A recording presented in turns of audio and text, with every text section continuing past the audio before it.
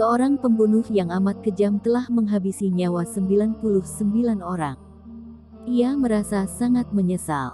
Ia mendatangi seorang alim dan bercerita tentang masa lalunya yang kelabu itu. Ia mengutarakan maksudnya untuk bertaubat dan menjadi orang yang lebih baik. Aku ingin tahu, apakah Allah akan mengampuniku? Ia bertanya. Sang alim rupanya belum cukup banyak belajar. Ia menjawab, tentu saja kau tak akan diampuninya. Kalau begitu, ujar si pembunuh, lebih baik kau juga kubunuh saja sekalian. Ia pun membunuh alim itu. Kemudian ia bertemu orang alim lain. Ia mengatakan telah membunuh 100 orang. Aku ingin tahu, tanyanya, apakah Tuhan akan mengampuniku jika aku bertaubat? Alim kedua ini lebih bijak dari yang pertama. Ia menjawab, tentu saja kau akan diampuni. Bertaubatlah sekarang juga.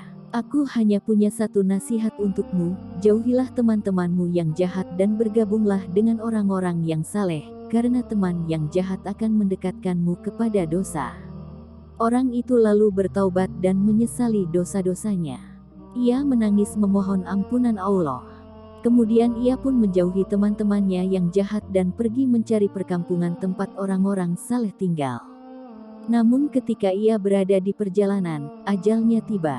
Malik, malaikat penjaga neraka, dan Ridwan, malaikat penjaga surga, sama-sama datang untuk menjemput ruhnya.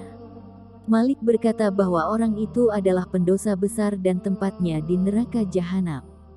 Tetapi Ridwan juga mengklaim bahwa orang itu layak masuk surga.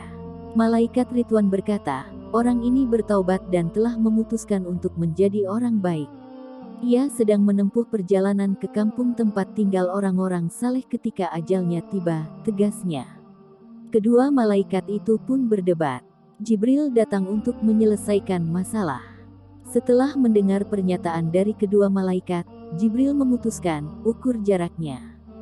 Jika tanah tempat mayatnya berada lebih dekat kepada orang-orang saleh, maka ia masuk surga, namun jika letak mayatnya lebih dekat kepada orang-orang jahat, ia harus masuk neraka.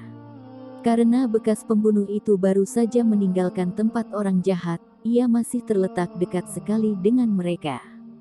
Tetapi karena ia bertaubat dengan amat tulus, Allah memindahkan tubuhnya dari tempat ia meninggal ke dekat perkampungan orang saleh. Dan hamba yang bertaubat itu pun diserahkan ke dekapan malaikat penjaga surga. Allah bersabda, jika hambaku mendekatkan diri kepadaku satu hasta, aku akan mendekatkan diri kepadanya satu siku. Apabila dia kembali kepadaku sambil berjalan, aku akan menyambutnya sambil berlari. Wallahu a'lam.